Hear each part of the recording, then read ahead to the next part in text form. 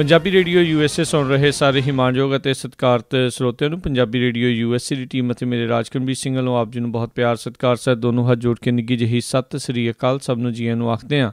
ਸੋ ਤੇ ਪ੍ਰੋਗਰਾਮ ਦੇ ਵਿੱਚ ਆਪ ਸਭ ਦਾ ਨਿੱਘਾ ਸਵਾਗਤ ਹੈ। ਪ੍ਰੋਗਰਾਮ ਲੈ ਕੇ ਹਾਜ਼ਰ ਹੋ ਚੁੱਕੇ ਹਾਂ ਖਬਰ 'ਤੇ ਨਜ਼ਰ ਪ੍ਰੋਗਰਾਮ ਦੇ ਵਿੱਚ ਤੁਹਾਡੇ ਲਈ ਪੇਸ਼ ਕਰਾਂਗੇ ਆਪਾਂ ਪੰਜਾਬ ਭਾਰਤ ਦੀਆਂ ਕੁਛ ਅਹਿਮ ਖਬਰਾਂ। ਅਤੇ ਮੇਰੇ ਨਾਲ ਪ੍ਰੋਗਰਾਮ ਦੇ ਵਿੱਚ ਇਸ ਟਾਈਮ ਜੁੜ ਚੁੱਕੇ ਨੇ ਮਿੰਟੂ ਗੁਰੂਸਰੀਆ ਜੀ ਮਲੋਟ ਸਟੂਡੀਓਜ਼ ਤੋਂ। ਮਿੰਟੂ ਜੀ ਨਿੱਘੀ ਜੀ ਆਇਆਂ ਨੂੰ ਪਿਆਰ ਭਰੀ ਸਤਿ ਸ਼੍ਰੀ ਅਕਾਲ ਜੀ। ਸ਼ੁਕਰੀਆ ਜੀ ਰਾਜਕਰਮਜੀਤ ਸਿੰਘ ਜੀ, ਸਾਰਿਆਂ ਨੂੰ ਸਤਿ ਸ਼੍ਰੀ ਅਕਾਲ। ਸਾਡੇ ਅੱਜ ਦੇ ਪ੍ਰੋਗਰਾਮ ਖਬਰ 'ਤੇ ਨਜ਼ਰ ਉਸ ਨੂੰ ਸਪਾਂਸਰ ਕਰਦੇ ਨੇ ਖਾਲਸਾ ਇੰਸ਼ੋਰੈਂਸ ਏਜੰਸੀ ਵਾਲੇ, ਜਿਨ੍ਹਾਂ ਦੇ ਕੋਲੋਂ ਤੁਸੀਂ ਹਰ ਇੱਕ ਤਰੀਕੇ ਦੀ ਇੰਸ਼ੋਰੈਂਸ ਕਰਵਾ ਸਕਦੇ ਹੋ।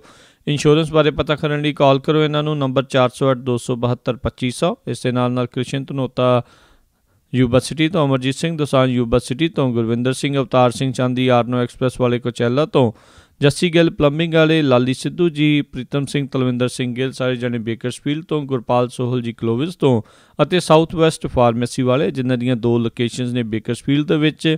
ਆਪਣੀ ਪ੍ਰਸਕ੍ਰਿਪਸ਼ਨ ਟਰਾਂਸਫਰ ਕਰਵਾਉਣੀ ਹੋਵੇ, ਕਿਸੇ ਵੀ ਤਰੀਕੇ ਦੀ ਪ੍ਰਸਕ੍ਰਿਪਸ਼ਨ ਬਾਰੇ ਜਾਣਕਾਰੀ ਲੈਣੀ ਹੋਵੇ, ਕਾਲ ਕਰੋ ਇਹਨਾਂ ਨੂੰ 661 837 5700 661-837-5700 ਦੇ ਉੱਤੇ। ਅਤੇ ਹੁਣ ਮਿੰਟੂ ਗੁਰਸਰੇ ਜੀ ਆਪਾਂ ਗੱਲਬਾਤ ਦਾ ਸਿਲਸਿਲਾ ਸ਼ੁਰੂ ਕਰਦੇ ਹਾਂ। ਵੈਂਕਈਆ ਨਾਇਡੂ ਜਿਹੜੇ ਬਣੇ ਆ ਦੇਸ਼ ਦੇ ਨਵੇਂ ਉਪ ਰਾਸ਼ਟਰਪਤੀ। ਬਿਲਕੁਲ ਜੀ, ਇਹ ਅੱਜ ਦੇਸ਼ ਦੇ ਨਵੇਂ ਉਪ ਰਾਸ਼ਟਰਪਤੀ ਬਣ ਗਏ ਆ। ਇਹਨਾਂ ਨੂੰ 516 ਵੋਟਾਂ ਪਈਆਂ। ਇਹਨਾਂ ਦੇ ਮੁਕਾਬਲੇ ਜਿਹੜੇ ਸੱਜਣ ਖੜੇ ਸਨ, ਰਾਜਗੋਪਾਲ ਗਾਂਧੀ ਜੀ ਜਿਹੜੇ ਮਹਾਤਮਾ ਗਾਂਧੀ ਦੇ ਪੁੱਤਰੇ ਆ, ਉਹਨਾਂ ਨੂੰ 244 ਵੋਟਾਂ ਪਈਆਂ। ਵੋਟਾਂ ਦਾ ਬੜਾ ਵੱਡਾ ਫਰਕ ਹੈ ਜੀ। ਵੈਸੇ ਇਹ ਕਿਆਫਾ ਪਹਿਲਾਂ ਹੀ ਲੋਕੀ ਲਾਈ ਬੈਠੇ ਸੀ, ਜਿਵੇਂ ਰਾਸ਼ਟਰਪਤੀ ਦੀ ਚੋਣ ਵੇਲੇ ਨਤੀਜਾ ਲਗਭਗ ਤੈਅ ਹੀ ਸੀਗਾ, ਪਰ ਬਾਵਜੂਦ ਉਸ ਤੇ ਕਾਂਗਰਸ ਨੇ ਟਕੜਕਾ ਲਿਆ। ਇਹ ਵੀ ਨਤੀਜਾ ਠੀਕ ਉਸੇ ਤਰ੍ਹਾਂ ਤੈਅ ਹੀ ਸੀਗਾ, ਲਗਭਗ ਪਤਾ ਹੀ ਸੀਗਾ ਕਿ ਇਹਨਾਂ ਨੇ ਆਪਣਾ ਉਪ ਰਾਸ਼ਟਰਪਤੀ ਦਾ ਉਮੀਦਵਾਰ ਬੜੀ ਆਰਾਮਦਾਇਕਤਾ ਦੇ ਨਾਲ ਉਪ ਰਾਸ਼ਟਰਪਤੀ ਵਾਲੀ ਗੱਦੀ ਤੇ ਪਹੁੰਚਾ ਦਿੱਤਾ। ਸੋ ਉਹ ਹੋਇਆ। ਪਰ ਇੱਕ ਚੀਜ਼ ਦੇਖਣ ਵਾਲੀ ਆ ਕਿ ਚਾਹੇ ਕ੍ਰਾਸ ਵੋਟਿੰਗ ਵੀ ਹੋਈ ਹੈ ਕਾਂਗਰਸ ਵੱਲੋਂ, ਜਿਹੜੇ ਉਹਦੇ ਸਾਥੀ ਸੰਗਠਨ ਆ ਜਿਹਨੂੰ UPA ਆਪਾਂ ਕਹਿੰਦੇ ਨੇ, UPA ਦੇ ਦਲਾਂ ਦੇ ਵਿੱਚ ਕ੍ਰਾਸ ਵੋਟਿੰਗ ਵੀ ਹੋਈ ਹੈ ਤੇ ਗੈਰ ਹਾਜ਼ਰ ਵੀ ਰਹੇ ਉਹਨਾਂ ਦੇ ਜਿਹੜੇ ਉੱਥੋਂ ਦੇ ਵਿਧਾਨ ਪਾਲਕ ਆ।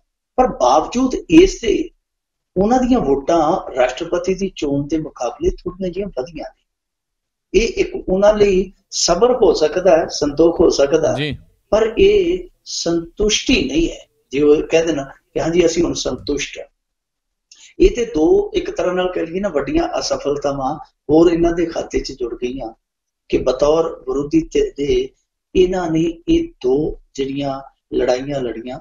ਇਹਨਾਂ 2 ਲੜਾਈਆਂ ਦੇ ਵਿੱਚ ਜਿਹੜੀ ਇਹਨਾਂ ਦੀ ਹਾਜ਼ਰੀ ਦਰਜ ਹੋਈ ਹੈ, ਉਹ ਹਾਜ਼ਰੀ ਵੀ ਬੇਸ਼ੱਕ ਇੱਕ ਰਸਮ ਪੂਰਤੀ ਤੇ ਹੋ ਸਕਦੀ ਹੈ, ਪਰ ਪ੍ਰਭਾਵਸ਼ਾਲੀ ਹਾਜ਼ਰੀ ਨਹੀਂ ਗਿਣੀ ਜਾ ਸਕਦੀ ਜੀ। ਸੋ ਇਹ ਬੜੀ ਆਸਾਨੀ ਦੇ ਨਾਲ NDA ਨੇ ਆਪਣੇ ਦੋਨੇ ਹੀ ਉਮੀਦਵਾਰ ਰਾਸ਼ਟਰਪਤੀ ਔਰ ਉਪ ਰਾਸ਼ਟਰਪਤੀ ਦੋਨੇ ਹੀ ਉਮੀਦਵਾਰ ਬਣਾ ਲਏ, ਜੇਤੂ ਕਰ ਲਿਆ। ਰਾਜ ਸਭਾ ਦੇ ਵਿੱਚ ਇਹਨਾਂ ਦੀ ਮੈਜੋਰਟੀ ਹੈ ਜਿਹੜੀ ਉਹ ਅਪ੍ਰੈਲ 2018 ਤੱਕ ਆ ਜਾਣੀ ਹੈ। ਫਿਰ ਜੇ ਗੱਲ ਕਰੀਏ ਆਪਾਂ ਚੋਣ ਕਮਿਸ਼ਨ ਹੈ, ਉਹਦਾ ਮੁਖੀ ਹੈ ਜਿਹੜਾ, ਉਹ ਵੀ ਮੋਦੀ ਸਾਹਿਬ ਦਾ ਬਹੁਤ ਨੇੜਲਾ। ਜੇ CBI ਦੀ ਗੱਲ ਕਰੀਏ, CBI ਦੇ ਵਿੱਚ ਵੀ ਜਿਹੜਾ ਉਹ ਚੌਥੇ ਤੇ ਬੈਠਾ ਜਿਹੜਾ ਮੁਖੀਆ ਸਾਰਿਆਂ ਦਾ, ਉਹ ਵੀ ਮੋਦੀ ਸਾਹਿਬ ਦਾ ਬਹੁਤ ਨੇੜਲਾ ਹੈ। ਇੰਸਟੀਟਿਊਸ਼ਨ ਹੋਣ ਚਾਹੇ ਵਿਧਾਨ ਪਾਲਿਕਾਵਾਂ ਹੋਣ, ਹਰੇਕ ਥਾਂ ਤੇ ਹੁਣ ਇਹਨਾਂ ਦੀ ਤੂਤੀ ਬੋਲਣ ਲੱਗ ਪਈ ਆ। ਇਸ ਤੂਤੀ ਦੇ ਵਿੱਚੋਂ ਗੋਰਾ ਕਿਹੋ ਜਿਹੇ ਨਿਕਲਣਗੇ, ਕਿਹੜੇ ਨਿਕਲਣਗੇ, ਉਹ ਸਮਾਂ ਦੱਸੇਗਾ। ਪਰ ਅੱਜ ਇਹਨਾਂ ਲਈ ਖੁਸ਼ੀ ਦਾ ਦਿਨ ਆ। ਉਹਦਾ ਰਾਜਕਰਮਜੀਤ ਸਿੰਘ ਜੀ, ਜਦੋਂ ਉਪ ਰਾਸ਼ਟਰਪਤੀ ਲਈ ਉਮੀਦਵਾਰ ਐਲਾਨਿਆ ਜਾਣਾ ਸੀਗਾ ਤੇ ਵੈਂਕਈਆ ਨਾਇਡੂ ਦੇ ਚਰਚੇ ਸਨ ਕਿਧਰੇ। ਪੱਤਰਕਾਰਾਂ ਨੇ ਰੋਕ ਕੇ ਪੁੱਛਿਆ, ਉਹਨਾਂ ਆਖਿਆ ਕਿ ਤੁਹਾਨੂੰ ਉਪ ਰਾਸ਼ਟਰਪਤੀ ਬਣਾਉਣ ਦੇ ਚਰਚੇ ਸੁਣੀਦੇ ਆ। ਉਹ ਕਹਿੰਦਾ ਨਹੀਂ ਜੀ, ਮੈਂ ਉਪ ਰਾਸ਼ਟਰਪਤੀ ਨਹੀਂ ਬਣਨਾ, ਮੈਂ ਤੇ ਊਸ਼ਾ ਦਾ ਪਤੀ ਠੀਕ ਆ। ਊਸ਼ਾ ਇਹਨਾਂ ਦੀ ਘਰਵਾਲੀ ਦਾ ਨਾਂ ਹੈ। ਤੇ ਦੇਖੋ, ਇਹ ਕਹਿੰਦੇ ਸੀ ਕਿ ਮੈਂ ਊਸ਼ਾ ਦਾ ਪਤੀ ਠੀਕ ਆ, ਪਰ ਨਾ ਕਰਦੇ ਉਹ ਅਖੀਰ ਊਸ਼ਾ ਦੇ ਪਤੀ ਹੋਣ ਦੇ ਨਾਲ ਰਾਸ਼ਟਰ ਦੇ ਉਪ ਰਾਸ਼ਟਰਪਤੀ ਵੀ ਬਣ ਗਏ। ਪਰ ਇੱਕ ਹੋਰ ਤੁਹਾਨੂੰ ਮੈਂ ਖਾਸ ਖਬਰ ਦੱਸ ਦੇਵਾਂ, ਜਿਹੜੀ ਹੁਣੇ ਆਈ ਆ, ਉਹ ਆਈ ਹੈ ਪਾਕਿਸਤਾਨ ਵੱਲੋਂ। ਅੱਜ ਉੱਥੇ ਪਾਕਿਸਤਾਨ ਦੇ ਨਵੇਂ PM ਨੇ ਸਹੁੰ ਚੁੱਕ ਲਈ, ਹਲਫ ਲੈ ਲਿਆ। ਪਰ ਉਹਦੇ ਵਿੱਚੋਂ ਜਿਹੜਾ ਉਹ ਕੈਬਨਿਟ ਦਾ ਉਹਨਾਂ ਨੇ ਗਠਨ ਕੀਤਾ, ਉਹਦੇ ਵਿੱਚੋਂ ਇੱਕ ਚੰਗੀ ਖਬਰ ਇਹ ਆਈ ਹੈ ਕਿ ਉੱਥੇ ਹਿੰਦੂ ਭਾਈਚਾਰੇ ਦੇ ਇੱਕ ਸੱਜਣ ਦਰਸ਼ਨ ਲਾਲ ਜੀ ਨੂੰ ਨੁਮਾਇੰਦਗੀ ਦਿੱਤੀ ਗਈ ਹੈ ਬਤੌਰ ਉੱਥੇ ਮੰਤਰੀ। ਕੇਂਦਰ ਦੇ ਵਿੱਚ ਜਿਹੜਾ ਉਹਨਾਂ ਨੇ ਇੱਕ ਮੰਤਰੀ ਲਿਆ, ਹਿੰਦੂ ਮੰਤਰੀ ਲਿਆ, ਔਰ ਉਹਨੂੰ 4 ਸੂਬਿਆਂ ਦਾ ਕੋਆਰਡੀਨੇਟਰ ਇਹਨਾਂ ਨੇ ਨਿਯੁਕਤ ਕੀਤਾ। ਸੋ 20 ਸਾਲਾਂ ਬਾਅਦ ਉੱਥੋਂ ਦੇ ਮੰਤਰੀ ਮੰਡਲ ਦੇ ਵਿੱਚ ਥਾਂ ਮਿਲੀ ਹਿੰਦੂ ਭਾਈਚਾਰੇ ਨੂੰ। ਸੋ ਉੱਥੋਂ ਵੀ ਉਮੀਦ ਕੀਤੀ ਜਾ ਸਕਦੀ ਹੈ ਕਿ ਜੋ ਹਿੰਦੂਆਂ ਨੂੰ ਸ਼ਿਕਾਇਤਾਂ ਨੇ, ਜੋ ਉਹਨਾਂ ਦੇ ਨਾਲ ਉੱਥੇ ਧੱਕੇਸ਼ਾਹੀ ਹੁੰਦੀ ਹੈ, ਆਉਣ ਵਾਲੇ ਸਮੇਂ 'ਚ ਉਮੀਦ ਕੀਤੀ ਜਾ ਸਕਦੀ ਕਿ ਜਿਸ ਤਰ੍ਹਾਂ ਉਹਨਾਂ ਨੂੰ ਨੁਮਾਇੰਦਗੀ ਮਿਲੀ ਹੈ ਕੇਂਦਰ ਦੇ ਵਿੱਚ, ਹੋ ਸਕਦਾ ਉਹਦਾ ਰਾਹਤ ਵੀ ਮਿਲ ਜਾਵੇ। ਜੀ ਜੀ ਜੀ। ਤੇ ਮਿੰਟੂ ਗੁਰਸਰੀ ਜੀ, ਅਗਲੀ ਆਪਾਂ ਗੱਲ ਕਰਦੇ ਵੀ ਭਾਜਪਾ ਦੇ ਹਰਿਆਣਾ ਪ੍ਰਧਾਨ ਦਾ ਮੁੰਡਾ ਛੇੜਛਾੜ ਦੇ ਦੋਸ਼ਾਂ 'ਚ ਗ੍ਰਿਫਤਾਰ। ਇਹ ਤੇ ਐਂਟੀ ਰੋਮੀਓ ਸਕੈਡ ਬਣਾਉਂਦੇ ਫਿਰਦੇ ਸੀਗੇ ਕਿ ਅਸੀਂ ਕੁੜੀਆਂ ਨੂੰ ਛੇੜਛਾੜ ਤੋਂ ਬਚਾਉਣਾ, ਤੇ ਹੁਣ ਇਹਨਾਂ ਦੇ ਆਪਦੇ ਲਾਡਲੇ ਕੀ ਕਰਦੇ ਫਿਰਦੇ, ਇਹਨਾਂ ਨੂੰ ਕੀ ਪਤਾ ਜੀ। ਇਹ ਜੋ ਮਾਮਲਾ ਸਾਹਮਣੇ ਆਇਆ, ਇਹ ਰਾਤੀ ਚੰਡੀਗੜ੍ਹ ਦੇ 12 ਵਜੇ ਦੇ ਕਰੀਬ ਸਮੇਂ ਅਨੁਸਾਰ ਇੱਥੇ ਛੇੜਛਾੜ ਦਾ ਮਾਮਲਾ ਦਰਜ ਕੀਤਾ ਗਿਆ। ਯਾਨੀ ਅੱਧੀ ਰਾਤ ਤੋਂ ਬਾਅਦ ਇਹ ਜਿਹੜਾ ਲਾਡਲਾ ਸੀਗਾ ਭਾਰਤੀ ਜਨਤਾ ਪਾਰਟੀ ਦੇ ਹਰਿਆਣਾ ਦੇ ਪ੍ਰਧਾਨ ਸੁਭਾਸ਼ ਬਰਾਲਾ ਦਾ ਮੁੰਡਾ, ਉਹ ਉੱਥੇ ਮਰਡਰ ਕਸ਼ਤੀਆਂ ਕਰਦਾ ਫਿਰਦਾ ਸੀਗਾ। ਰਾਤ ਨੂੰ ਇੱਕ ਕਾਲ ਜਾਂਦੀ ਹੈ 100 ਨੰਬਰ ਤੇ, ਇੱਕ ਕੁੜੀ ਨੇ ਕਾਲ ਕੀਤੀ। ਉਸ ਕੁੜੀ ਨੇ ਦੱਸਿਆ ਕਿ ਮੇਰਾ ਪਿੱਛਾ ਕੀਤਾ ਜਾ ਰਿਹਾ, ਮੇਰੇ ਨਾਲ ਛੇੜਛਾੜ ਕਰਨ ਦੀ ਕੋਸ਼ਿਸ਼ ਕਰਦੇ ਪਏ ਤੇ ਮੁੰਡੇ ਇਸ ਸਮੇਂ ਨਸ਼ੇ ਦੀ ਹਾਲਤ ਵਿੱਚ ਹੈ। ਸੋ ਉੱਥੋਂ ਥੋੜਾ ਜਿਹਾ ਭੱਜ ਵਗੇ, ਪਰ ਨੰਬਰ ਫਲੈਸ਼ ਹੋ ਗਿਆ ਜਦ ਤੱਕ ਕਰਦਾ ਜੀ। ਉਹਨਾਂ ਨੇ ਵੱਲ ਲਿਆ, ਉਹਨਾਂ ਨੂੰ ਜਦੋਂ ਪੁੱਛਗਿੱਛ ਲਈ ਰੋਕਿਆ ਗਿਆ ਤਾਂ ਫਿਰ ਇਹ ਕਹਾਣੀ ਸਾਹਮਣੇ ਆਈ ਕਿ ਇਹ ਜਿਹੜਾ ਜਨਾਬ ਆ ਉਹ ਤੇ ਉੱਥੋਂ ਦੇ ਹਰਿਆਣੇ ਦੇ ਭਾਜਪਾ ਮੁਖੀ ਦਾ ਮੁੰਡਾ, ਇਹਦਾ ਨਾਮ ਵਿਕਾਸ ਬਰਾਲਾ, ਤੇ ਨਾਲ ਇਹਦੇ ਮੁੰਡਾ ਜਿਹੜਾ ਕੋਈ ਫੜਿਆ ਗਿਆ ਉਹਦਾ ਨਾਮ ਸ਼ਾਇਦ ਸਤੀਸ਼ ਦੱਸਿਆ ਜਾਂਦਾ ਜੀ। ਇਹ ਦੋਨਾਂ ਨੂੰ ਫੜਿਆ ਗਿਆ, ਫਿਰ ਦੋਨਾਂ ਦਾ ਮੈਡੀਕਲ ਟੈਸਟ ਕਰਵਾਇਆ ਗਿਆ। ਮੈਡੀਕਲ ਟੈਸਟ ਦੇ ਵਿੱਚ ਨਸ਼ੇ ਦੀ ਪੁਸ਼ਟੀ ਹੋ ਗਈ, ਸ਼ਰਾਬ ਪੀਤੀ ਦੀ ਪੁਸ਼ਟੀ। ਉਸ ਤੋਂ ਬਾਅਦ ਇਹਨਾਂ ਦੋਨਾਂ ਦੇ ਖਿਲਾਫ ਮੁਕੱਦਮਾ ਦਰਜ ਕਰਾ ਲਿਆ ਗਿਆ। ਫਿਰ ਇਹ ਹੋਇਆ ਕਿ ਰਾਤੋਂ ਰਾਤ ਇਹਨਾਂ ਦੀ ਜ਼ਮਾਨਤ ਵੀ ਕਰ ਦਿੱਤੀ ਗਈ, ਕਿਉਂਕਿ ਇਹ ਜਿਹੜੀਆਂ ਧਾਰਾਵਾਂ ਹੁੰਦੀਆਂ ਇਹੋ ਜਿਹੇ ਕੇਸਾਂ ਦੇ ਵਿੱਚ ਉਹ ਬੇਲੇਬਲ ਹੁੰਦੀਆਂ। ਸੋ ਨਾਲ ਦੀ ਨਾਲ ਜ਼ਮਾਨਤ ਵੀ ਹੋ ਗਈ, ਪਰ ਮੀਡੀਆ ਤੱਕ ਇਹ ਗੱਲ ਅੱਪੜ ਗਈ ਕਿ ਭਾਜਪਾ ਦੇ ਹਰਿਆਣਾ ਪ੍ਰਧਾਨ ਦਾ ਇਹ ਮੁੰਡਾ ਜਿਹੜਾ ਉਹ ਇੱਥੇ ਕਾਨੂੰਨ ਦੀ ਪੜ੍ਹਾਈ ਕਰਦਾ ਇੰਨੀ ਜ਼ਿਆਦਾ ਕਾਨੂੰਨ ਦੀ ਪੜ੍ਹਾਈ ਕਰ ਗਿਆ ਕਿ ਕਾਨੂੰਨ ਨੂੰ ਜਾਣਦਾ ਹੀ ਕੁਛ ਨਹੀਂ। ਇਹ ਇੱਥੇ ਕਾਨੂੰਨ ਦੀ ਪੜ੍ਹਾਈ ਕਰਦਾ ਪਿਆ ਸੀ ਚੰਡੀਗੜ੍ਹ ਦੇ ਵਿੱਚ। ਹੁਣ ਤੁਸੀਂ ਆਪ ਹੀ ਹਿਸਾਬ ਲਾ ਲਓ, ਇਹ ਕਿਹੋ ਜਿਹਾ ਕਾਨੂੰਨ ਪੜ੍ਹਦੇ ਤੇ ਇਹ ਕਿਹੋ ਜਿਹਾ ਕਾਨੂੰਨ ਅਮਲ 'ਚ ਲਿਆਉਂਦੇ ਆ। ਵੈਸੇ ਇਹ ਲਾਡਲਿਆਂ ਦੀਆਂ ਕਹਾਣੀਆਂ ਜੇ ਇਹਨਾਂ ਨੇਤਾਵਾਂ ਦੀਆਂ ਆਪਾਂ ਛੇੜੀਏ ਫਿਰ ਬਹੁਤ ਦੂਰ ਤੱਕ ਚਲੇ ਜਾਂਦੀਆਂ। ਇੱਥੇ ਤੇ ਇਹੋ ਜਿਹੇ ਇਹਨਾਂ ਦੇ ਲਾਡਲੇ ਫਰਜ਼ੰਦ ਹੋਏ ਆ। ਅਮਰਮਨੀ ਤ੍ਰਿਪਾਠੀ ਯੂਪੀ ਦਾ ਇੱਕ ਮੰਤਰੀ ਹੁੰਦਾ ਸੀਗਾ, ਜਿਹੜਾ ਇੱਕ ਕਵਿਤਰੀ ਨੂੰ ਮਾਰਨ ਦੇ ਦੋਸ਼ ਹੇਠ 20 ਸਾਲ ਭੱਜ ਗਿਆ ਸੀ। ਬਾਅਦ ਦੇ ਵਿੱਚ ਉਹਦਾ ਮੁੰਡਾ ਅਮਨਮਨੀ ਤ੍ਰਿਪਾਠੀ, ਉਹ ਆਪਣੀ ਬੀਵੀ ਨੂੰ ਮਾਰਨ ਦੇ ਦੋਸ਼ ਹੇਠ ਜੇਲ੍ਹ 'ਚ ਚਲੇ ਗਿਆ ਸੀ। ਯਾਨੀ ਦੋਵੇਂ ਪਿਓ ਪੁੱਤ ਇੱਕੋ ਜੇਲ੍ਹ 'ਚ ਸੀ। ਤੇ ਜਿੱਦਾਂ ਉਹਦਾ ਪਿਓ ਕਈ ਵਾਰੀ ਜੇਲ੍ਹ 'ਚੋਂ ਅਸੈਂਬਲੀ 'ਚ ਜਾਂਦਾ ਹੁੰਦਾ ਸੀ, ਤਾਂ ਸਦਕੇ ਜਾਈਏ ਸਾਡੇ ਭਾਰਤ ਦੇ ਲੋਕਾਂ ਦੇ, ਉਹਨਾਂ ਨੇ ਉਸ ਮੁੰਡੇ ਨੂੰ ਵੀ ਜਿਤਾ ਕੇ ਅਸੈਂਬਲੀ 'ਚ ਭੇਜ ਦਿੱਤਾ ਜੇਲ੍ਹ ਦੇ ਵਿੱਚੋਂ, ਜਿਹਨੇ ਆਪਣੀ ਬੀਵੀ ਮਾਰੀ ਸੀ। ਸੋ ਇੱਕ ਘਟਨਾ ਮੈਨੂੰ ਯਾਦ ਆਉਂਦੀ ਹੈ ਪਿਛਲੇ ਦਿਨਾਂ ਦੇ ਵਿੱਚ ਜਿਹੜੀ ਵਾਪਰੀ ਰਾਜਸਥਾਨ ਦੇ ਵਿੱਚ। ਉੱਥੇ ਵੀ ਏਦਾਂ ਹੀ, ਜੈਪੁਰ ਦੇ ਵਿੱਚ ਏਦਾਂ ਹੀ ਭਾਰਤੀ ਜਨਤਾ ਪਾਰਟੀ ਦੇ MLA ਦੇ ਮੁੰਡੇ ਨੇ ਸ਼ਰਾਬ ਪੀ ਕੇ BMW ਭਜਾਈ ਸੜਕਾਂ ਤੇ 4 ਬੰਦੇ ਮਾਰ ਕੱਤੇ ਸਨ। ਸੋ ਇਹ ਦੇਸ਼ ਸੁਧਾਰਨ ਦੇ ਹੋਕੇ ਦਿੰਦੇ ਆ, ਐਂਟੀ ਰੋਮੀਓ ਸਕੁਐਡ ਬਣਾਉਂਦੇ ਆ, ਬਹੁਤ ਕੁਛ ਕਰਦੇ ਆ, ਬਹੁਤ ਕੁਛ ਕਰਦੇ। ਕਹਿੰਦੇ ਭਾਰਤੀ ਜਨਤਾ ਪਾਰਟੀ ਵਾਲੇ ਨੇ ਦੂਸਰੇ ਲੀਡਰ, ਪਰ ਇਹਨਾਂ ਨੂੰ ਘੱਟੋ ਘੱਟ ਆਪਣਾ ਘਰ ਸੰਵਾਰਨਾ ਚਾਹੀਦਾ। ਆਪਣੇ ਲਾਡਲਿਆਂ ਨੂੰ ਇਹ ਦੱਸਣਾ ਚਾਹੀਦਾ ਕਿ ਠੀਕ ਆ, ਜਿਹੜੀ ਔਲਾਦ ਕਰਮ ਕਰਦੀ ਹੈ ਉਹ ਕਰਮਾਂ ਦੀ ਉਹ ਜ਼ਿੰਮੇਵਾਰ ਆ, ਪਰ ਫਿਰ ਵੀ ਕਿਉਂਕਿ ਇਹ ਵਿਧਾਨਕ ਅਹੁਦਿਆਂ ਤੇ ਬੈਠੇ ਆ, ਸੰਵਿਧਾਨਕ ਅਹੁਦਿਆਂ ਤੇ ਬੈਠੇ ਆ, ਜ਼ਿੰਮੇਵਾਰ ਲੋਕਾਂ ਚਾਹੁੰਦੇ ਆ, ਇਹਨਾਂ ਦੀ ਮਾੜੀ ਮੋਟੀ ਸ਼ਰਮ ਇਹਨਾਂ ਦੇ ਲਾਡਲਿਆਂ ਨੂੰ ਪਾਲਣੀ ਚਾਹੀਦੀ ਆ। ਪਰ ਇੱਥੇ ਕੀ ਕਹੀਏ, ਉਹ ਕਹਿੰਦੇ ਹੁੰਦੇ ਆ ਨਾ ਕਿ ਜੇ ਇੱਕ ਕਮਲਾ ਹੋਵੇ ਤੇ ਸਮਝਾਵੇ ਵਿਹੜਾ, ਜੇ ਵਿਹੜਾ ਹੀ ਕਮਲਾ ਹੋਵੇ ਤੇ ਫਿਰ ਸਮਝਾਵੇ ਕਿਹੜਾ। ਇੱਥੇ ਸਾਰਾ ਵਿਹੜਾ ਇੱਕੋ ਜਿਹਾ ਨਜ਼ਰ ਆਉਂਦਾ ਪਿਆ। ਜੀ ਜੀ ਜੀ। ਤੇ ਮਿੰਟੂ ਜੀ, ਅਗਲੀ ਜੇ ਆਪਾਂ ਗੱਲ ਕਰੀਏ ਵੀ ਗੁੱਤਾ ਕੱਟਣ ਦੇ ਸ਼ੱਕ ਵਿੱਚ ਅੱਜ ਇੱਕ ਹੋਰ ਕਤਲ ਹੋਇਆ। ਦੇਖੋ, ਆਗਰਾ ਦੇ ਵਿੱਚ ਇੱਕ ਕਤਲ ਹੋ ਗਿਆ। ਇੱਕ ਕਤਲ ਪਰਸੋਂ ਹੋਇਆ ਸੀਗਾ। ਇਸੇ ਤਰ੍ਹਾਂ ਇੱਕ ਬਜ਼ੁਰਗ ਔਰਤ ਰਾਤ ਨੂੰ ਉੱਠੀ ਰਫਾ ਹਾਸਤ ਵਾਸਤੇ ਜਦੋਂ ਪਰਤਦੀ ਪਈ ਸੀਗੀ ਤੇ ਗਲੀ 'ਚ ਕੋਈ ਕੁੜੀ ਸੁੱਤੀ ਸੀਗੀ ਮੰਜਾ ਢਾ ਕੇ, ਉਹਨੇ ਰੌਲਾ ਪਾਤਾ ਮੇਰੀ ਗੁੱਤ ਕੱਟਣ ਆ ਗਈ, ਮੇਰੀ ਗੁੱਤ ਕੱਟਣ ਆ ਗਈ ਆ। ਕਿਸੇ ਨੇ ਇਹ ਨਹੀਂ ਪੁੱਛਿਆ ਕਿ ਇਹ ਮਾਈ ਆ ਕਿੱਥੋਂ ਰਹੀ ਹੈ। ਉਸ ਬਜ਼ੁਰਗ ਨੂੰ ਕੁੱਟ-ਕੁੱਟ ਕੇ ਉੱਥੇ ਮਾਰ ਦਿੱਤਾ ਗਿਆ। ਅੱਜ ਆਗਰਾ ਦੇ ਵਿੱਚ ਇਸੇ ਤਰ੍ਹਾਂ ਦੀ ਘਟਨਾ ਵਾਪਰ ਗਈ ਹੈ। ਇੱਕ ਔਰਤ ਨੂੰ ਗੁੱਤ ਕੱਟਣ ਵਾਲੇ ਹੋਣ ਦੇ ਸ਼ੱਕ ਦੇ ਵਿੱਚ ਕੁੱਟ-ਕੁੱਟ ਕੇ ਮਾਰ ਦਿੱਤਾ ਗਿਆ। ਮੈਂ ਪਹਿਲਾਂ ਹੀ ਕਿਹਾ ਸੀਗਾ ਕਿ ਦੇਖੋ ਇਸ ਤਰ੍ਹਾਂ ਦੀਆਂ ਘਟਨਾਵਾਂ ਵਾਪਰ ਸਕਦੀਆਂ। ਜਿਸ ਤਰ੍ਹਾਂ ਮੀਡੀਆ ਨੇ ਹਾਈਪ ਕ੍ਰੀਏਟ ਕਰ ਦਿੱਤੀ ਆ, ਇੱਥੇ ਤੁਸੀਂ ਦੇਖੋਗੇ ਕਿ ਦੂਜੀਆਂ ਖਬਰਾਂ ਲਈ ਹੁਣ ਥਾਂ ਹੀ ਮੁੱਕਦੀ ਜਾਂਦੀ ਹੈ। ਗੁੱਤ ਕੱਟਦੀ ਹੈ, ਇੱਥੋਂ ਗੁੱਤ ਕੱਟਦੀ ਹੈ, ਉੱਥੋਂ ਗੁੱਤ ਕੱਟਦੀ ਹੈ, ਉਹ ਕਰਤਾ ਜੋ ਕਰਤਾ। ਉਹ ਅੱਗੇ ਜਾ ਕੇ ਮਨੋਵਿਗਿਆਨਕ ਅਸਰ ਪੈ ਰਿਹਾ ਲੋਕਾਂ ਤੇ।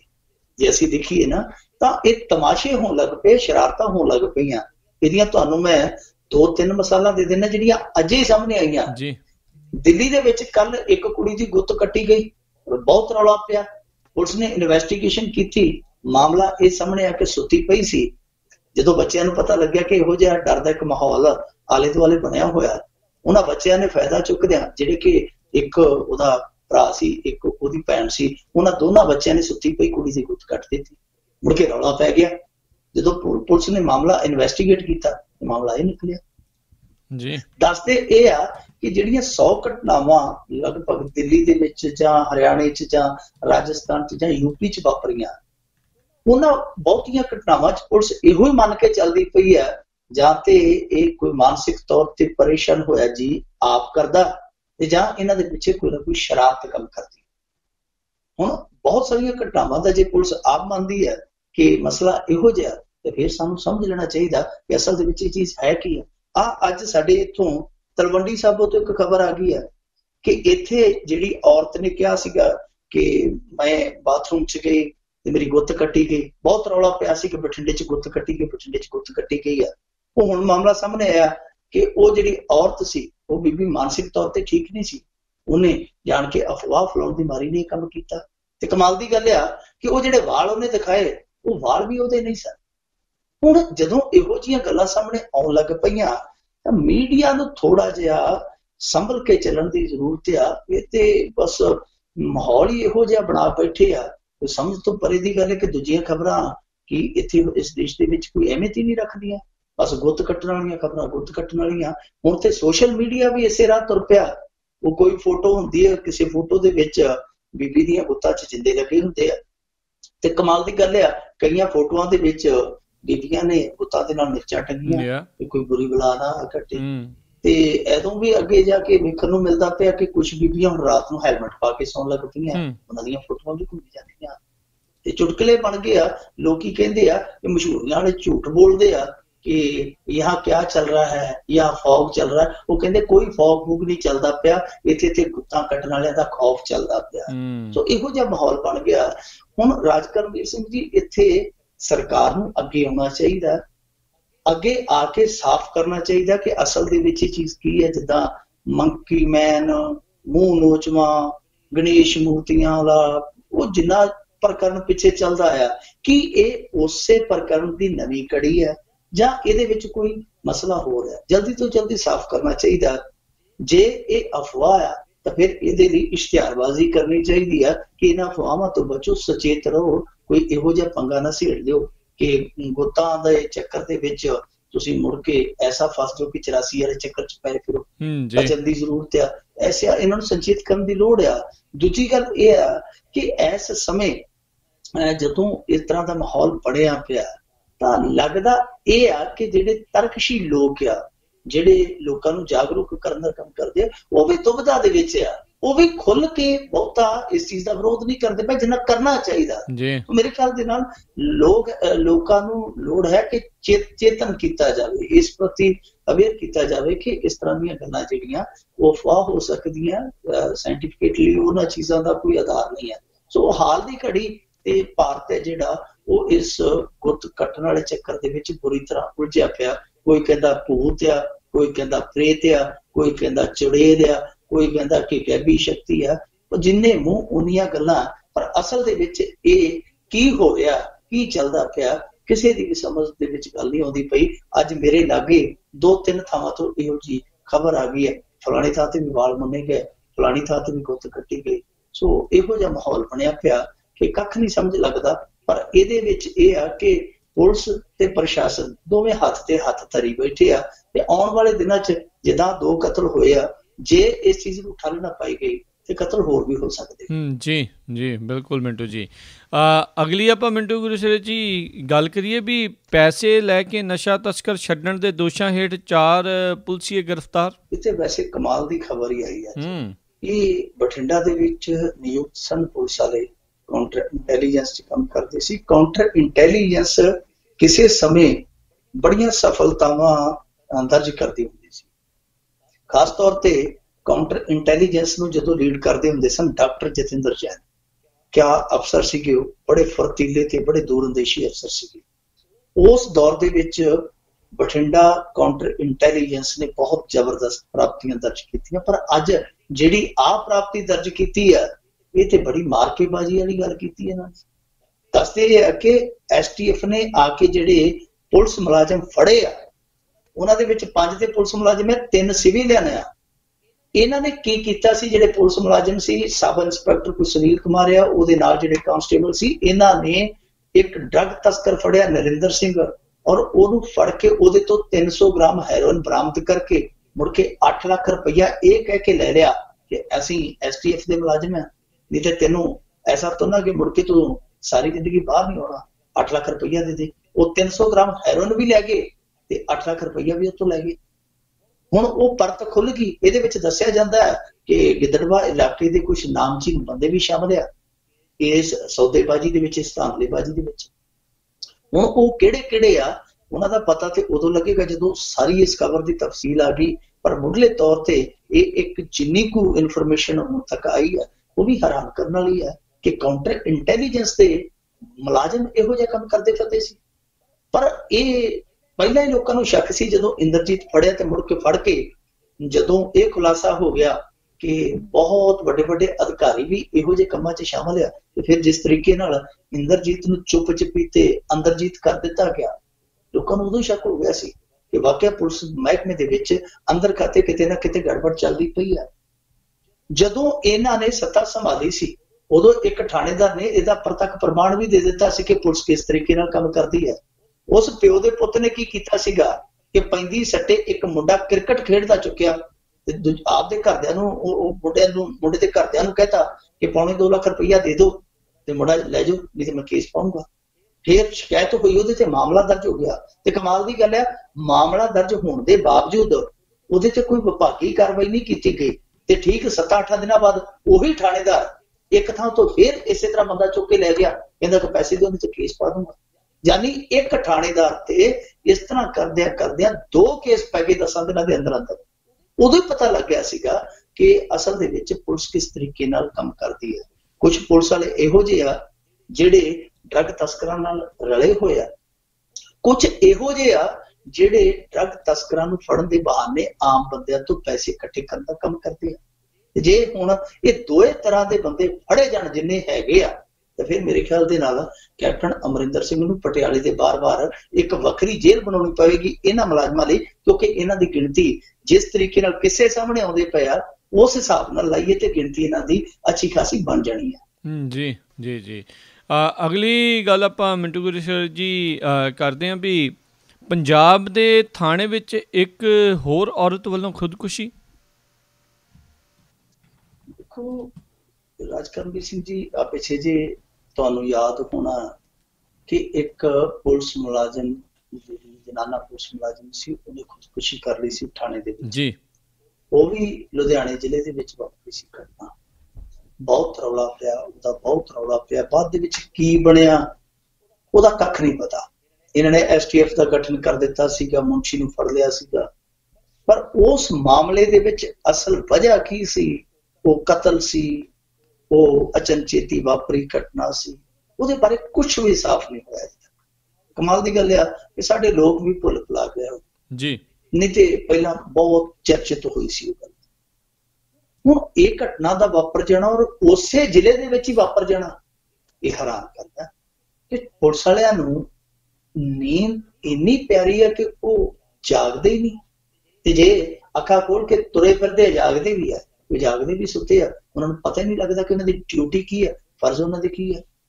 ਇਸ ਔਰਤ ਨੂੰ, ਜਿਹਦਾ ਨਾਮ ਰਮਨਦੀਪ ਕੌਰ ਹੈ, ਇਹਦੀ ਉਮਰ 40 ਕੁ ਵਰ੍ਹੇ ਸੀਗੀ, ਇਹਨੂੰ ਕਿਸੇ ਫਰਾਡ ਕੇਸ ਦੇ ਵਿੱਚ ਇਨਵੈਸਟੀਗੇਸ਼ਨ ਕਰਨ ਲਈ ਬੁਲਾਇਆ ਗਿਆ ਸੀਗਾ, ਕਿਉਂਕਿ ਇਹਦੇ ਔਰ ਇਹਦੇ ਪਤੀ ਦੇ ਖਿਲਾਫ ਮਾਮਲਾ ਇਹ ਦਰਜ ਸੀਗਾ ਕਿ ਇਹਨਾਂ ਨੇ ATM ਕਾਰਡ ਦੇ ਰਾਹੀਂ ਕੁਝ ਠੱਗੀਆਂ ਠੋਰੀਆਂ ਕੀਤੀਆਂ, ਔਰ ਇਹੋ ਜਿਹੇ ਕੇਸ ਇਹਨਾਂ ਤੇ ਅੱਗੇ ਵੀ ਪਹਿਲਾਂ ਚੱਲਦੇ ਸਨ।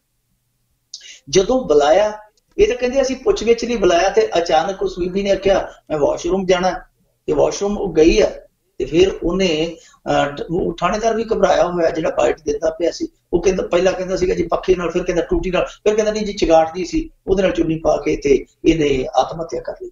ਹੁਣ ਪਤਾ ਨਹੀਂ ਉਹ ਥਾਣੇਦਾਰ ਘਬਰਾਇਆ ਹੀ ਏਦਾਂ ਕਹੀ ਜਾਂਦਾ, ਜਾਂ ਉਹ ਕੋਈ ਇਸ ਤਰ੍ਹਾਂ ਦੀ ਕਨਫਿਊਜ਼ਨ ਹੈ ਹਾਲੇ ਕਿ ਉਹਨਾਂ ਨੂੰ ਆਪ ਨੂੰ ਨਹੀਂ ਪਤਾ ਲੱਗਣ ਡਿਆ ਕਿ ਉੱਥੇ ਅਸਲ ਦੇ ਵਿੱਚ ਵਾਪਰਿਆ ਕੀ ਹੈ।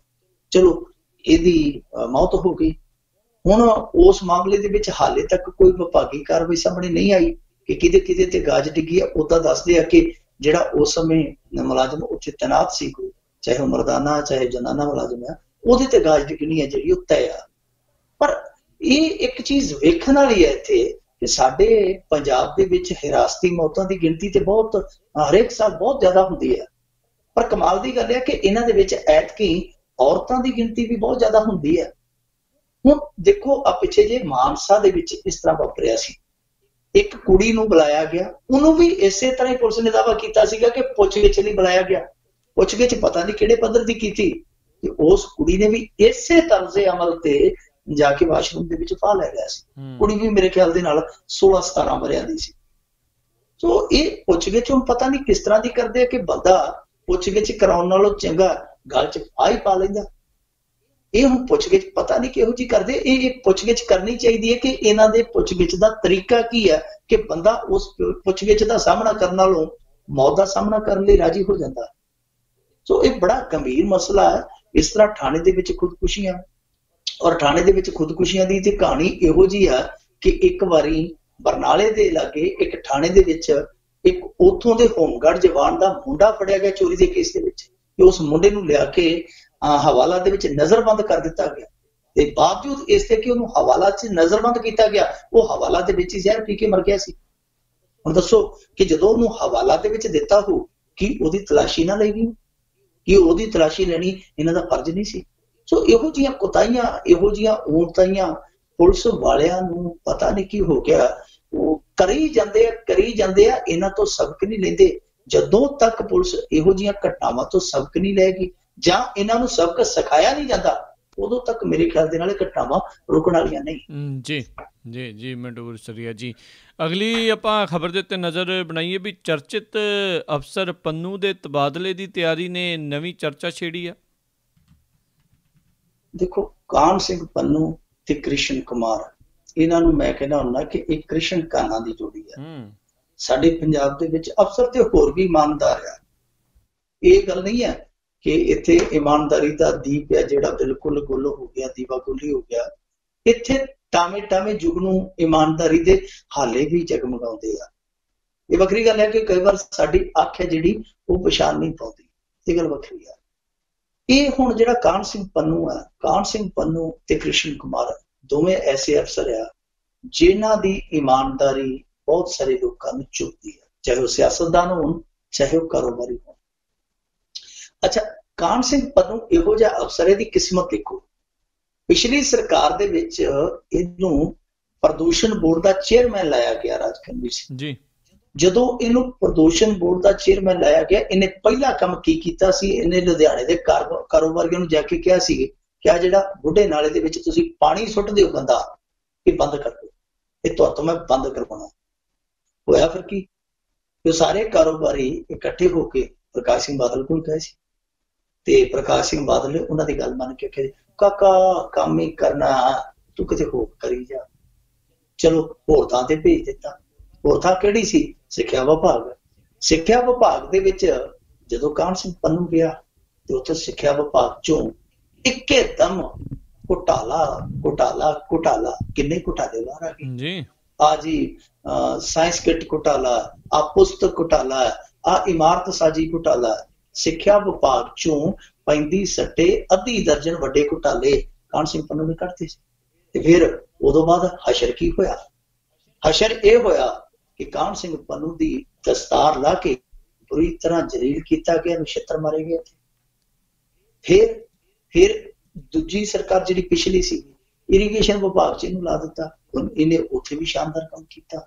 ਨਵੀਂ ਸਰਕਾਰ ਆ ਗਈ ਕੈਪਟਨ ਦੀ, ਪਹਿਲਾਂ ਉੱਤੇ ਰੱਖਿਆ ਕਿ ਇਹਨੂੰ ਸੈਕਟਰੀਏਟ ਦੇ ਵਿੱਚ ਲਿਜਾਂਦੇ ਆ, ਫਿਰ ਕਹਿੰਦੇ ਜੀ ਤਕਨੀਕੀ ਸਿੱਖਿਆ ਦਾ ਅਸੀਂ ਵਾਈਸ ਚੇਅਰਮੈਨ ਲਾਉਣਾ, ਵਾਈਸ ਚੇਅਰਮੈਨ ਲਾਤਾ। ਸਦਕੇ ਜਾਈਏ ਪੰਨੂ ਨੇ 2 ਮਹੀਨੇ ਉਸ ਸੀਟ ਤੇ ਬਹਿ ਕੇ ਕੰਮ ਕੀਤਾ ਤੇ 2 ਮਹੀਨਿਆਂ ਦੇ ਦੌਰਾਨ ਹੀ ਉਹਨੇ 9 ਇੰਸਟੀਚਿਊਟ ਆਫ ਟੈਕਨੋਲੋਜੀ ਦੇ ਜਿਹੜੇ ਇਹ ਸੰਸਥਾਨ ਸੀਗੇ ਉਹਨਾਂ ਦੇ ਵਿੱਚੋਂ 4 ਵੱਡੇ ਘਪਲੇ ਕੱਢ ਦਿੱਤੇ। ਪਤਾ ਨਹੀਂ ਇਹਨੂੰ ਕੀ ਵਾਰਿਆ, ਜਿੱਥੇ ਜਾਂਦਾ ਜਾਂ ਦੂਜੇ ਪਤਾ ਨਹੀਂ ਇਹਦੇ ਜੇ ਕੰਮ ਨਹੀਂ ਕਰ ਸਕਦੇ, ਇਹ ਜਿੱਥੇ ਜਾਂਦਾ ਉੱਥੇ ਪਰਤਾਂ ਖੋਲ ਕੇ ਰੱਖ ਦਿੰਦਾ।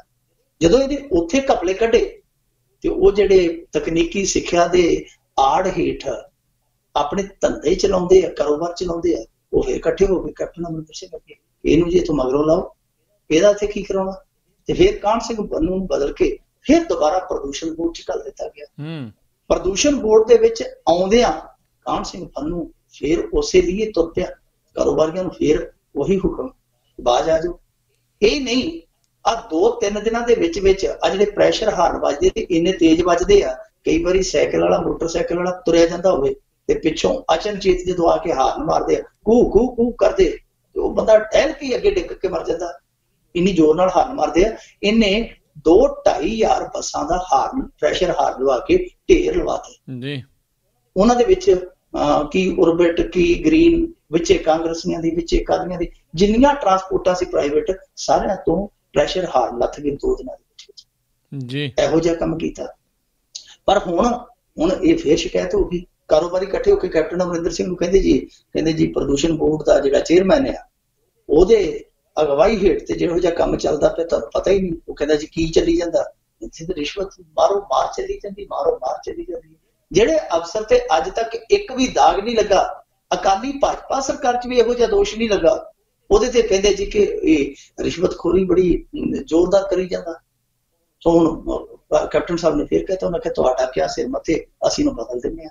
ਯਾਨੀ ਕਾਹਨ ਸਿੰਘ ਪੰਨੂ ਹੁਣ ਫੇਰ ਬਦਲਿਆ ਜਾ ਸਕਦਾ, ਪਤਾ ਨਹੀਂ ਉਹ ਕਿੱਥੇ ਲਾਉਣਗੇ, ਉਹ ਬਦਲੀ ਕਰਨਗੇ ਜਾਂ ਨਹੀਂ ਕਰਨਗੇ। ਪਰ ਚਰਚੇ ਇੱਕ ਵਾਰੀ ਫੇਰ ਐਸੇ ਚਰਚੇ ਛੇੜ ਗਏ ਆ ਕਿ ਸਾਡੇ ਲੋਕ ਵੀ ਕਿੱਡੇ ਉਹ ਟੋਲਰੈਂਟ ਨੇ ਕਿ ਇਹੋ ਜਿਹੀਆਂ ਧੱਕੇਸ਼ਾਹੀਆਂ ਔਰ ਇਹੋ ਜਿਹੇ ਇਮਾਨਦਾਰ ਅਫਸਰ ਜਿਹੜੇ ਜੋ ਇਹਨਾਂ ਦੇ ਨਾਲ ਵਾਪਰਦੀਆਂ ਉਹਨਾਂ ਦੇ ਖਿਲਾਫ ਬੋਲਦੇ ਹੀ ਨਹੀਂ। ਉਦਾਂ ਕਹਿ ਦਿੰਦੇ ਆ ਕਿ ਸਾਨੂੰ ਨਜ਼ੂਮੀ ਇਮਾਨਦਾਰ ਚਾਹੀਦੇ ਆ, ਨਿਜ਼ਾਮ ਸਾਨੂੰ ਨਿਰਪੱਖ ਚਾਹੀਦਾ, ਪਾਰਦਰਸ਼ੀ ਚਾਹੀਦਾ।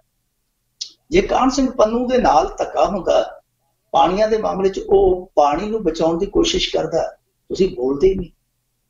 ਜੇ ਉਹਨੂੰ ਬਦਲ ਕੇ ਸਿੱਖਿਆ ਵਿਭਾਗ 'ਚ ਲਿਆਂਦਾ ਜਾਂਦਾ ਤੇ ਸਿੱਖਿਆ ਵਿਭਾਗ 'ਚ ਜੇ ਘੁਟਾਲੇ ਕੱਢਦਾ ਤੇ ਉਹਨੂੰ ਜੁੱਤੀਆਂ ਮਾਰੀਆਂ ਜਾਂਦੀਆਂ, ਤੁਸੀਂ ਫਿਰ ਵੀ ਨਹੀਂ ਬੋਲਦੇ। ਨਾਲੇ ਤੁਸੀਂ ਕਹਿੰਦੇ ਹੋ ਕਿ ਇਮਾਨਦਾਰ ਅਫਸਰ ਹੋਣੇ ਚਾਹੀਦੇ ਆ। ਫਿਰ ਜੇ ਇਸ ਸਰਕਾਰ ਦੇ ਵਿੱਚ ਆ ਕੇ ਤਕਨੀਕੀ ਸਿੱਖਿਆ ਯੂਨੀਵਰਸਿਟੀ 'ਚੋਂ ਉਹਨੂੰ 2 ਮਹੀਨਿਆਂ ਬਾਅਦ ਕੱਢ ਦਿੱਤਾ ਜਾਂਦਾ ਜ਼ਲੀਲ ਕਰਕੇ, ਤੁਸੀਂ ਫਿਰ ਵੀ ਨਹੀਂ ਬੋਲਦੇ ਇਮਾਨਦਾਰ ਬੰਦੇ ਲਈ। ਹੁਣ ਬੋਲੋਗੇ ਤੁਸੀਂ ਹੁਣ ਵੀ ਨਹੀਂ, ਪਰ ਇਹ ਇਮਾਨਦਾਰੀ ਨਹੀਂ ਹੈ ਤੁਹਾਡੀ ਕਿ ਤੁਸੀਂ ਇੱਕ ਪਾਸੇ ਇਹ ਗੱਲ ਕਹਿੰਦੇ ਹੋ ਕਿ ਇਮਾਨਦਾਰ ਅਫਸਰ ਹੋਣੇ ਚਾਹੀਦੇ ਆ, ਇਮਾਨਦਾਰ ਅਫਸਰਸ਼ਾਹੀ ਹੋਣੀ ਚਾਹੀਦੀ ਆ, ਤੇ ਫਿਰ ਤੁਸੀਂ ਇਮਾਨਦਾਰੀ ਦੇ ਨਾਲ ਇਹਨਾਂ ਇਮਾਨਦਾਰਾਂ ਦੇ ਨਾਲ ਨਹੀਂ ਖੜਦੇ, ਤਾਂ ਫਿਰ ਇਹਦਾ ਮਤਲਬ ਆ ਕਿ ਤੁਸੀਂ ਆਪ ਵੀ ਇਮਾਨਦਾਰ। ਸੋ ਲੋਕਾਂ ਨੂੰ ਇਮਾਨਦਾਰ ਬਣ ਕੇ ਇਹਨਾਂ ਇਮਾਨਦਾਰ ਬੰਦਿਆਂ ਲਈ ਲੜਨਾ ਪਵੇਗਾ, ਤਾਂ ਹੀ ਜਾ ਕੇ ਇਮਾਨਦਾਰੀ ਹੈ ਜਿਹੜੀ ਉਹ ਹੇਰਾ ਫੇਰੀ, ਬੇਈਮਾਨੀ, ਠੱਗੀ ਠੋਰੀ ਇਸ ਗਲਤਾਨ ਦੇ ਵਿੱਚ ਜਾ ਕੇ ਆਪਣੀ ਹਾਜ਼ਰੀ ਹੈ ਜਿਹੜੀ ਪ੍ਰਤੱਖ ਰੂਪ ਦੇ ਵਿੱਚ ਦਰਜ ਕਰਵਾ ਸਕਦੇ। ਸੋ ਜ਼ਰੂਰਤ ਆ ਇਹੋ ਜਿਹੇ ਬੰਦਿਆਂ ਦੇ ਨਾਲ ਖੜਨ। ਜੀ ਮਿੰਟੂ ਗੁਰਸਰੀਆ ਜੀ, ਅਗਲੀ ਗੱਲ ਆਪਾਂ ਜੇ ਕਰ ਲਈਏ ਵੀ ਪੰਜਾਬ ਵਿੱਚ 700 ਕਰੋੜ ਦੀ ਕਣਕ ਹੋਈ ਖਰਾਬ, ਕੈਗ ਦੀ ਰਿਪੋਰਟ ਦੇ ਵਿੱਚ ਹੋਇਆ ਖੁਲਾਸਾ। ਦੇਖੋ ਇਹ ਜਿਹੜੀ ਕਣਕ ਖਰਾਬ ਹੋਈ ਆ ਇਹ ਸਿਰਫ 2016 ਸਾਲ ਦੇ ਵਿੱਚ ਹੋਈ ਹੈ, ਮਤਲਬ ਕਿ 1 ਸਾਲ ਦੇ ਅੰਦਰ 700 ਕਰੋੜ ਰੁਪਈਏ ਦਾ ਨੁਕਸਾਨ। ਹੁਣ ਉਹ ਨੁਕਸਾਨ ਕਿਹਦਾ? ਅੰਤ ਨੂੰ ਨੁਕਸਾਨ ਲੋਕਾਂ ਦਾ ਹੀ ਹੈ, ਕਿਉਂਕਿ ਬੋਝ ਹਮੇਸ਼ਾ ਲੋਕਾਂ ਤੇ ਪੈਣਾ ਹੈ। ਘਾਟਾ ਚਾਹੇ ਬਹੁਤ ਵੱਡਾ ਘਾਟਾ, ਚਾਹੇ ਘਪਲਾ, ਕੁਛ ਵੀ ਹੈ, ਉਹ ਲੋਕਾਂ ਤੇ ਬੋਝ ਪੈਣਾ। ਹੁਣ ਕੈਗ ਨੇ ਜਿਹੜੀ ਫੋਲਾਫਾਲੀ ਕੀਤੀ ਹੈ ਉਹਦੇ ਚ ਇੱਕ ਤੇ ਉਹਨਾਂ ਨੇ ਇਹ ਫਿਰ ਸੁਝਾਅ ਦਿੱਤਾ ਕਿ ਪ੍ਰਾਈਵੇਟ ਇੰਟਰਪ੍ਰੈਨਿਓਰ ਗਰੰਟੀ ਸਕੀਮ ਹੈ ਜਿਹੜੀ ਉਹਨੂੰ ਪੰਜਾਬ 'ਚ ਲਾਗੂ ਕਰੋ, ਕਿਉਂਕਿ ਇੱਥੇ ਬਹੁਤ ਬੁਰਾ ਹਾਲ ਆ, ਅਨਾਜ ਬਹੁਤ ਸੜਦਾ ਪਿਆ। ਦੂਜੀ ਗੱਲ ਉਹਨਾਂ ਨੇ ਹੋਰ ਵੀ ਕਹੀ ਆ ਉਹ ਕਹਿੰਦੇ ਕਿ ਫੂਡ ਕਾਰਪੋਰੇਸ਼ਨ ਆਫ ਇੰਡੀਆ ਕਣਕ ਨੂੰ ਮਿੱਥੀ ਕੀਮਤ ਤੋਂ ਬਹੁਤ ਘੱਟ ਰੇਟ ਤੇ ਵੇਚਦਾ ਪਿਆ।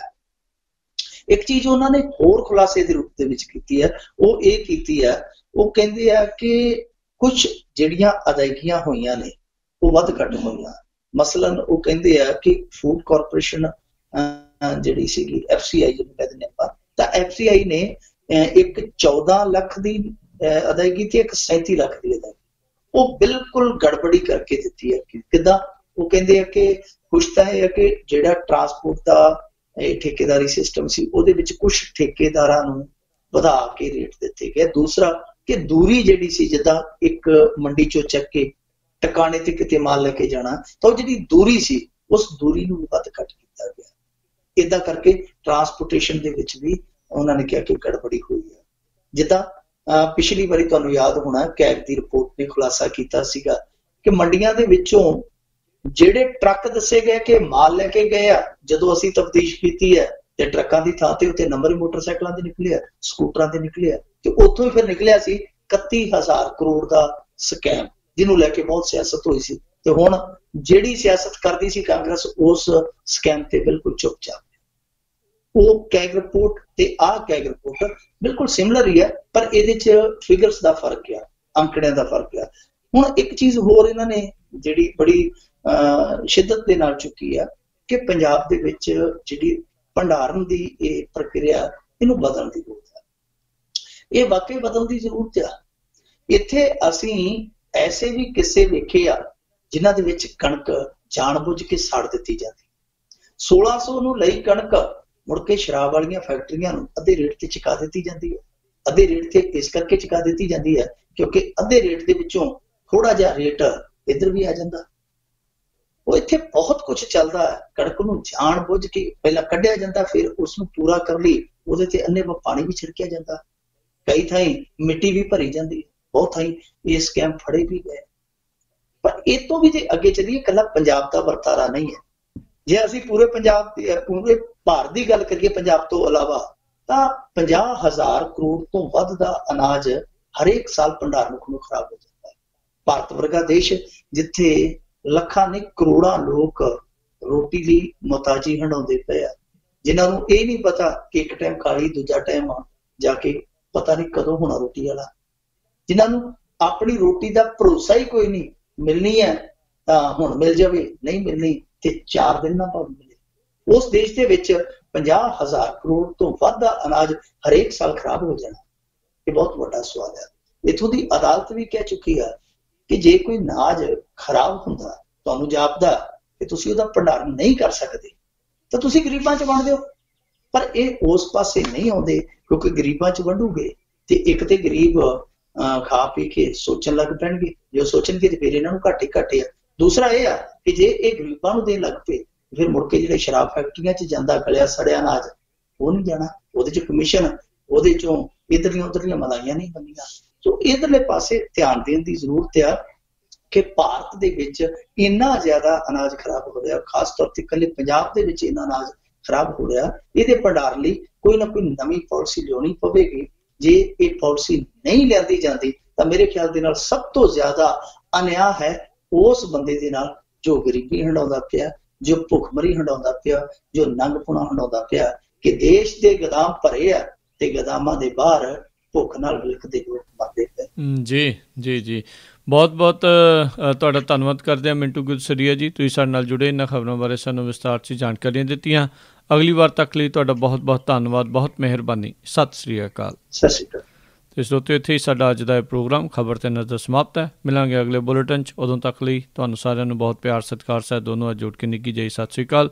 ਜਿੰਨੇ ਵਾਸਤੇ ਰਹੋ, ਹੱਸਦੇ ਖੇਲਦੇ ਰਹੋ, ਸੁਣਦੇ ਰਹੋ ਪੰਜਾਬੀ ਰੇਡੀਓ USA।